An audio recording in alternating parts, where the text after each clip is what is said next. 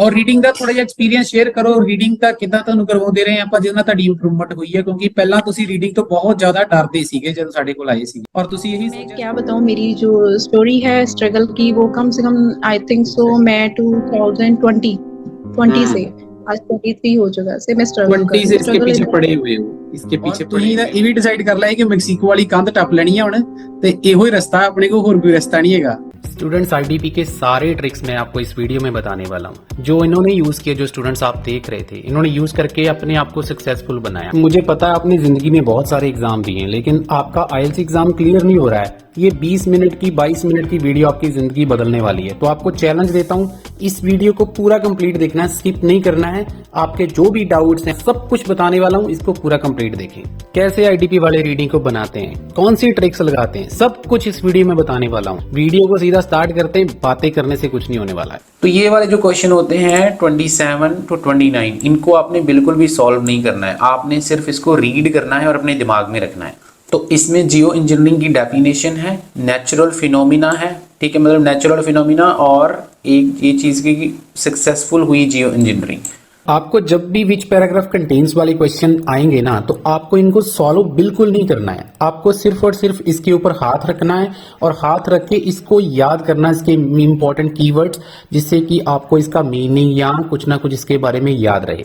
तो सबसे पहले अब जो हम ये वाले जो क्वेश्चन है, इसकी लोकेशन को पहले मार्क डाउन करेंगे। ऐसे नहीं है कि इसको एक क्वेश्चन को रीड किया और पीछे चले गए, ऐसे बिल्कुल नहीं करना है। तो यहाँ पे ये इंस्ट्रक्शंस बहुत इंपॉर्टेंट है, वन वर्ड वाली ब्लैंक्स, ये प्रोसीजर है और ये एम है इसका, मतलब ये उन्होंने बनाया कुछ और उसका पर्पस ये था। कुछ प्रॉपर नाउन चाहिए होते, जो एग्जामिनर ये सारे जो उसने कीवर्ड हमारे सामने दे रखे हैं, इसमें से कुछ ऐसे वर्ड्स जो रीफ्रेज नहीं कर सकता है, जैसे आपके प्रॉपर नाउन हो गए, यहाँ कुछ डेट्स वगैरह हो गई। जैसे यहाँ पे इसने लिखा है टाइनी स्पेसक्राफ्ट। उसके बाद जैसे हम इधर आते हैं तो इधर जैसे इसने रीचिंग लाइट अर्थ लिखा हुआ है, यहाँ पे सी लिखा हुआ है, ठीक है जी, स्ट्रेटोस्फियर वगैरह लिखा हुआ है। फिर यहाँ पे रीचिंग, यहाँ पे एरेजल स्प्रे भी लिखा हुआ है, ये भी एज इट इज़ उसने क्वेश्चन में उसमें पैसेज में दिया होगा। तो यहाँ पे जैसे ग्रीन लैंड आइस शीट्स हैं, ठीक है, आइसबर्ग्स हैं, डायरेक्शन है, और सी मूविंग वगैरह इसने लिखा है, कोल्ड वाटर वगैरह ये चीज़। तो ये सारे कीवर्ड्स हमें थोड़ी हेल्प करेंगे कि क्वेश्चन की लोकेशन कहाँ पे है, ठीक है, सारे क्वेश्चंस की। क्योंकि जो इस टाइप के क्वेश्चन होते हैं ना टेबल फॉर्म में, वो ज़्यादातर 2 पैराग्राफ में होते हैं या फिर मैक्सिमम 3 पैराग्राफ में होते हैं, राइट। तो जैसे हम इसको थोड़ा बिगनिंग से स्कैन करते हैं यहाँ से, उसके बाद अगर हम सेकंड पे जाते हैं, यहाँ पे हम देखें थोड़ा, तो ये हमें स्पेस क्राफ्ट यहाँ पे दिख रहा है। तो यहाँ पे मैंने स्पेस क्राफ्ट को अंडरलाइन कर लिया डायरेक्टली, बी पैराग्राफ में मैं पहुँच गया। तो उसके बाद जैसे थोड़ा नीचे जाते हैं, ये वाला जो कीवर्ड है ये भी हमें दिखा था उसमें क्वेश्चन में। फिर उसके बाद हम और नीचे तो और ये एरोजल स्प्रे वगैरह का भी हमने देखा था, राइट। तो कहीं ना कहीं ये कुछ समझ में आ रहा है कि ये 3 पैराग्राफ में से उसने शायद समरी बना रखी है। रेडिएशन वगैरह भी देख लेते हैं अगर कहीं मिलता है तो। हमें भी यहाँ पे रेडिएशन भी दिख रहा है, हमें यहाँ पर रेडिएशन दिख रहा है। तो काफ़ी हद तक क्लियर है कि उसने जो समरी है ये वाले 3 पैराग्राफ्स में से उठाई है, बी, सी और डी से। एक चीज़ मेरी याद रखना, अब ये वाले जो 3 पैराग्राफ हैं, ये वाले 3 पैराग्राफ बी, सी और डी, ये उसने ऑलरेडी क्वेश्चन बनाने के लिए यूज कर लिए हैं। और जो क्वेश्चन बच गए होंगे ना, उसको बनाने के लिए जो पैराग्राफ रह गए हैं ना, उसको यूज किया होगा उसने। ये एक स्ट्रेटजी है एग्जामिनर की, ऐसे वो रीडिंग को सेट करते हैं, ऐसे डिजाइन करते हैं। राइटर के जो ओपिनियन है उसको थोड़ा देखेंगे, उसको उसने कहाँ से उठाया है। जैसे ये लास्ट पे उसने लिखा मार्टिन सैमरकॉन, ठीक है, ये डैन है, ये फिल है, ये रॉजर एन। तो डैन समर को देखते हैं थोड़ा पहले, ये हमें दिख रहा है एक नाम। जब भी उसके जो राइटर है उसके नाम के बाद यूनिवर्सिटी वगैरह लिखा हो, तो उसका मतलब ये होता है कि फर्स्ट टाइम उसने इसको यूज़ किया, मतलब इसके पीछे आपको देखने की इसकी ज़रूरत नहीं है। उसके बाद अगर हम देखेंगे, ये डॉक्टर मार्टिन सैमर दिख रहा है, ठीक है, ये भी मतलब फर्स्ट टाइम ही उसने यहाँ पे यूज़ किया, तो ये हमारे लिए काफ़ी इजी हो जाएगा कि इसका आंसर इस टेक्स्ट में होना चाहिए, राइट। उसके बाद जो फिलिप था उसको थोड़ा देखते हैं, इस पैराग्राफ में किसी राइटर का नाम है या नहीं। तो एक राइटर का नाम 2 जगह यूज़ किया, ये वाले 2 पैराग्राफ में। तो मतलब काफ़ी हद तक क्लियर है कि ये जो 3 राइटर हैं इनके आंसर भी हमें आराम से मिल जाएंगे, मतलब हमें थोड़ा टेक्स्ट रीड करना पड़ेगा। ये जो लास्ट वाले 3 राइटर्स हैं, ये वाला जो राइटर का नाम है, अगर हम थोड़ा सा वापस जाएं तो डी पैराग्राफ में भी इसका नाम हमने पढ़ा था, डी या सी में पढ़ा था, शायद पढ़ा था कहीं ना कहीं, बी में पढ़ा था शायद, बी में, यस। ये देखो, ये यूनिवर्सिटी वगैरह यहाँ पे लिखा है, इसका मतलब फर्स्ट टाइम उसका नाम यहाँ पर इसने यूज़ किया, इसके पीछे उसका नाम यूज़ नहीं हुआ होगा। बट ये 4 पैराग्राफ 3 पैराग्राफ उसने समरी बनाने के लिए यूज़ कर लिए हैं, तो बहुत रेयर चांस है कि यहाँ से वो उठाएगा, बट फिर भी हमें रीड करना पड़ेगा अगर उसने दे दिया। अगर इसका नाम कहीं और दिया है तो 100% इसका आंसर यहाँ पे नहीं होगा। तो जैसे हम ये वाला फिलअप वाले का, या से ये वाले को यहाँ से थोड़ा सा ध्यान से देखें, यहाँ पर दोबारा से उसने इसका नाम यूज़ किया यहाँ पे, तो कहीं ना कहीं मुझे लग रहा है कि जो राइटर के नाम है वो सारे ई, एफ, जी और एच से ही उसने बनाए हैं। स्टूडेंट्स, आप लोगों को रिक्वेस्ट है, अगर इस वीडियो से कुछ सीखने को मिल रहा है ना यार, तो इस वीडियो को एक लाइक दे देना और चैनल को सब्सक्राइब कर लेना अगर आप पहली बार आए हैं तो। It's very straight forward. और एक पैराग्राफ हमारा बच गया है, वो पैराग्राफ है ए पैराग्राफ उसने बिल्कुल भी यूज़ नहीं किया है, बाकी सारे पैराग्राफ जो है वो कहीं ना कहीं उसने यूज़ करे हैं क्वेश्चंस बनाने के लिए। तो ए पैराग्राफ अगर उसने यूज़ नहीं करा है तो 100% जो हमारे क्वेश्चन बचे हुए हैं ना, ये वाले 3, उनमें से एक आंसर ए 100% कन्फर्म है कि ए आएगा इसमें से। बाकी के 2 आपको रीड करने पड़ेंगे, लेकिन ए आपको बड़े आराम से मिल जाएगा। अगर मतलब तुक्का भी लगा देते हो ना बिना पढ़े भी, तो भी आपका आंसर 100% सही है। तो आपको एग्जामिनर के दिमाग को रीड करना है कि वो क्वेश्चंस को डिज़ाइन कैसे करते हैं। अगर ये चीज़ समझ में आ जाए, आपका टाइम भी बहुत सारा बचेगा, आपका टाइम वेस्ट नहीं होगा, टाइम भी बचेगा। तो पहले हम इसको सॉल्व करेंगे। जैसे यहाँ पे हम थोड़ा रीड करते हैं, क्वेश्चन की डिमांड को समझना है ध्यान से, फिर हमने पीछे जाना। 1 वर्ड वाला हमारा आंसर है। तो put a large number of tiny spacecraft, किया ये to create a dash, to create a dash, कोई चीज़ बनाने के लिए उन्होंने स्पेसक्राफ्ट मतलब छोड़ा है, ठीक है। और वो क्या करेगा, वो कोई चीज़ बनाकर देगा, वो जो चीज़ है वो रिड्यूस कर देगी, लाइट को अर्थ तक पहुंचने में थोड़ा डिम कर देगी, मतलब वो नहीं पहुंच पाएगी लाइट को कम करने के लिए। तो क्या चीज़ उसने बनाई है स्पेसक्राफ्ट ने, वो हमने फाइंड आउट करना है। हमारे लिए इंपॉर्टेंट क्या है कि इसको क्यों भेजा गया, क्या बनाएगा ये जाके। यहाँ पे इसने लिखा टू फॉर्म, फॉर्म होता है बनाना, to form a transparent sun refracting sunshade. देखो कितना लंबा आंसर लिखा यहाँ पे। आंसर इनमें से एक वर्ड आएगा क्योंकि हमारा आंसर 1 वर्ड है, लेकिन एक तो इसने ट्रांसपेरेंट यूज किया है। तो आपका ना यहाँ पे एडजेक्टिव उसने यूज किया था क्वेश्चन में, अ करके लिखा हुआ था। बहुत सारे स्टूडेंट यहाँ पे आंसर लिख देंगे ट्रांसपेरेंट। ट्रांसपेरेंट जो है वो एक एडजेक्टिव है, नाउन नहीं है। हमें हमारी जो रिक्वायरमेंट है वो नाउन है। ये वाले जो 2 वर्ड हैं जैसे सनलाइट, रिफ्रैक्टिंग जो है, ये भी एडजेक्टिव की फॉर्म में दी है। तो हमारा जो आंसर है it must be sunshade. It's very straight forward. आगे हम चलते हैं। आगे उसने क्या लिखा है, प्लेस डैश इन द सी, समुद्र में कोई चीज़ उन्होंने प्लेस कर दी थी। क्यों कर दी थी, to encourage the dash to form. फिर से यहाँ पे वर्ड यूज किया फॉर्म, ताकि कोई चीज़ जो है वो पैदा हो जाए, बन जाए। Majority of geo engineering projects so far carried out which include planting forest in desert and depositing iron in ocean. ये देखो ओशन लिखा हुआ है, वहाँ पे समुंदर लिखा हुआ था, मतलब सी लिखा हुआ है। तो किस पर्पस के लिए, डिपॉजिटिंग आयरन। उन्होंने समुद्र में क्या चीज़ प्लेस करी थी, समुद्र में यहाँ पे क्वेश्चन में प्लेस लिखा है और यहाँ पर उसने डिपॉजिट लिख दिया। Depositing iron in the ocean to stimulate the growth of algae, ताकि किसी चीज़ को वो ग्रोथ कर सके, किसी चीज़ को बढ़ा सके। इसका आंसर जो है वो आयरन आ जाएगा। To encourage dash to form, क्या चीज़ पैदा हो, तो वो आंसर आ जाएगा एल्गी। नेक्स्ट पे चलते हैं, aerosol spray, release aerosol sprays to create dash that would reduce the amount of light reaching earth. दोबारा से उसने क्या किया है कि ये उन्होंने किया, रिलीज किया, टू क्रिएट डैश, ताकि कोई चीज़ बने जो लाइट को कम कर देगी, अर्थ तक सनलाइट जो है वो कम पहुंचे, गर्मी थोड़ी कम हो जाए। तो इट मस्ट बी क्लाउड। आगे चलते हैं, उसमें उसने लिखा है to fix strong dash to Greenland ice sheet. Fix का मतलब कोई चीज़ लगाना, फिक्स करना। तो इसमें उन्होंने कुछ किया to prevent iceberg moving into the sea, ताकि जो आइसबर्ग्स हैं वो समुंदर में मूव ना हो सके। तो क्या फिक्स किया उन्होंने ग्रीनलैंड आइसक्रीम के बारे में, यहाँ तक हमने पढ़ लिया था। आगे उसने लिखा historic volcanic, the idea is modelled on historic. अच्छा, ये वाला जो आइडिया था हिस्टोरिक वोल्केनिक एक्सप्लोजन के ऊपर था। वोल्केनिक एक्सप्लोजन होता है जो धरती फट जाती है, वो चीज़। तो इसके बारे में वैसे हमने एक क्वेश्चन भी पढ़ा था, अगर आप थोड़ा सा दिमाग यूज़ करें तो। ये वाला जो क्वेश्चन था यहाँ पे, शायद अगर आपके दिमाग में हो तो, इन तीनों में से the Jio engineering project based on earlier natural phenomena. ये जो नेचुरल फिनोमिना है वहाँ पे उसने उसको थोड़ा पैराफ्रेज करके लिखा हुआ है कि धरती फट गई थी, ठीक है, एक्सप्लोजन हो गया था। तो अब आप खुद देखो, मैं ब्लैंक सॉल्व कर रहा हूँ। सॉल्व करते करते मुझे जो विच पैराग्राफ कंटेन्स वाले आंसर जो हैं वो साथ साथ में मिल रहे हैं। अगर मैंने उसको मेमोराइज किया तो इसका आंसर बड़ा स्ट्रेट फॉरवर्ड है। तो ये वाला आंसर आपको साथ में ही मिल जाएगा, HPP। ये आ गया आपका आइस शीट ऑफ ग्रीनलैंड।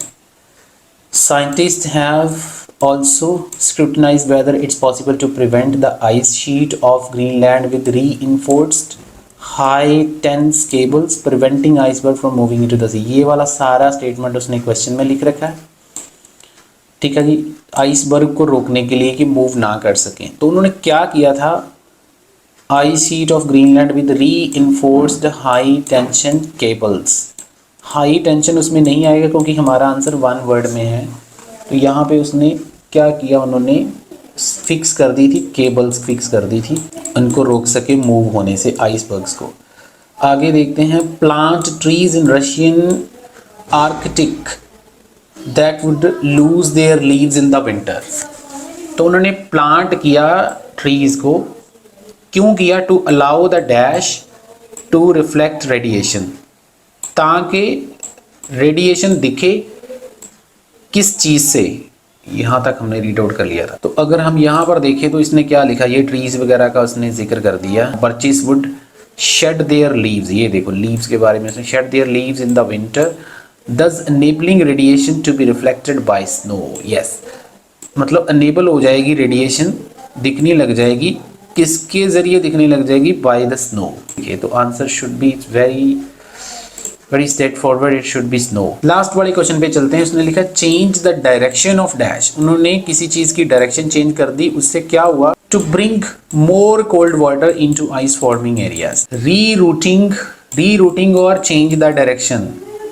जैसे रूट बना होता है ना किसी चीज का, जैसे हम बोले पठानकोट को ये रास्ता जाता है, उसको अगर मैं बोलूँ रास्ता चेंज कर दिया था, तो उसको रीरूट कर दिया और डायरेक्शन चेंज कर दी, सेम मीनिंग है। तो किस चीज़ की डायरेक्शन चेंज करी, रशियन रिवर्स। बी केयरफुल, जब भी आप आंसर ट्रांसफर कर रहे हो ना, यहाँ पे रिवर्स लिखा हुआ है, नॉट रिवर। बहुत चालाक एग्जामिनर होते हैं, तो आंसर आपको सही मिल गया, लेकिन जल्दी जल्दी में आपको इसके स्पेलिंग आते थे, फटाफट आपने इसका आंसर रिवर लिख दिया, आंसर गलत है, रिवर्स लिखना है। चाहे आपको स्पेलिंग किसी भी चीज़ के आते हैं, ये गलती आपने नहीं करनी है। रीडिंग में आंसर के जो स्पेलिंग है वो देख कर लिखने हैं। तो answer is very straight forward, it should be reverse. उसके बाद जो नेक्स्ट काम है हमारा, उसको हम देखते हैं कि उसको कैसे सॉल्व करना है। तो first of all we will solve these 4 writers opinion, और यहाँ पे देखेंगे जो लास्ट वाला था वहां से स्टार्ट करेंगे, क्योंकि उसको उसने एक ही जगह पे यूज किया है। इसने लिखा है, डॉक्टर मार्टिन ने क्या लिखा है, क्लाइमेट चेंज एडवाइजर था। ये हमारे लिए इंपॉर्टेंट नहीं है, ये क्या था क्या नहीं था, हमारे लिए ये इंपॉर्टेंट है कि इस बंदे ने क्या बोला है।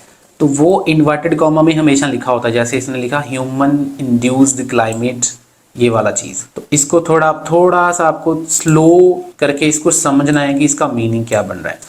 तो इसने लिखा है कि human induced climate change has broad, ये जो मतलब चेंज हुआ है, इसने ह्यूमैनिटी को इस पोजीशन पे खड़ा कर दिया जहाँ पर हमें इसके बारे में सोचना बंद नहीं करना चाहिए। ठीक है, इस टॉपिक के बारे में, कौन से टॉपिक के बारे में, जियो इंजीनियरिंग के टॉपिक के बारे में, इसके बारे में हमें सोचना बंद नहीं करना चाहिए, मतलब हमें इसके बारे में सोचते रहना चाहिए। देखो कैसे इसने पैराफ्रेज किया, इसके बारे में हमें सोचना बंद नहीं करना चाहिए, मतलब इसके बारे में हमें सोचते रहना चाहिए। Effects of geo engineering may not be long lasting, ये तो हमने नहीं पढ़ा। लॉन्ग लास्टिंग होता है कि जो उसके इफेक्ट्स आने वाले टाइम तक नहीं रहेंगे, something like that. Jio engineering is a topic worth exploring. Worth exploring का मतलब है, एक्सप्लोरिंग होता है किसी चीज के बारे में रिसर्च करना, सोचना, समझना। वर्थ एक्सप्लोरिंग मतलब फायदेमंद चीज है। तो जियो इंजीनियरिंग हमारे लिए जो टॉपिक है वो एक वर्थ एक्सप्लोरिंग है, इसके बारे में हमें सोचते रहना चाहिए, इसको हमें फ़ायदा मिलता रहेगा। तो 100% इसका आंसर ये वाला होना चाहिए। तो नीचे वाले सेंटेंस को एक बार दोबारा से रीड कर लेते हैं। यहाँ पर क्योंकि इसने ये वाला जो सेंटेंस है वो भी इन्वर्टेड कॉमा में डाला हुआ है, तो इसको अगर हम रीड करें तो यहाँ पे इसने लिखा है to avoid such scenario Lord says, ये उसने बोला कि Angel's project have to operate at half strength. कि जो एंजल ने प्रोजेक्ट बनाया था उसको कहता हमें आधी स्ट्रेंथ के ऊपर ऑपरेट करना चाहिए। All of which reinforces his view, वो अपने व्यू को क्या बता रहा है, the best opinion is to avoid the need of geo engineering altogether. मतलब इसने पहले तो बोल दिया कि इसको हाफ स्ट्रेंथ पे करना चाहिए, और ये उसने सारी बात का निचोड़ निकाल दिया कि हमें इसको बंद ही कर देना चाहिए, अवॉइड करना चाहिए need of geo engineering altogether. यहाँ पे उसने बोला था necessary to limit the effectiveness of geo engineering project. So this answer must be C, this answer must be C, right. अब हमारे पास दो बच गए हैं, उसको देखेंगे। पहले ये वाला देखेंगे, मतलब इसको पढ़ेंगे, ये वाले को बाद में पढ़ेंगे, ए वाले को, क्योंकि इसको उसने 2-3 जगह यूज़ किया है। तो जो इजी वाला काम है उसको आपको पहले करते रहना है। तो 2 जगह पे उसने रास्ट का यूज़ किया, जैसे ये रास्ट यूएस बेस्ड पैसिफिक फलाना टीम का, ये पहली बार उसने यूज़ किया है। ये क्या बंदा कहना क्या चाहता है वो हमारे लिए इंपॉर्टेंट है।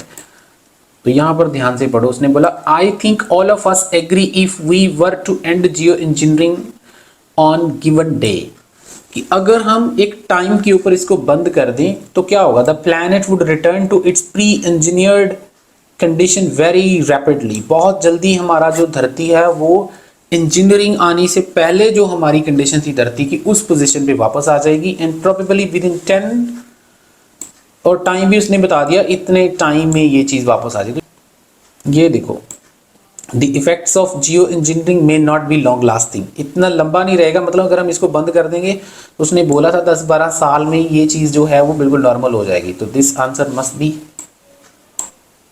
बी। तो हमारे पास अब एक ऑप्शन बचा हुआ है, उसको भी हम दोबारा से एक बारी देख लेते हैं, रॉस एंजल।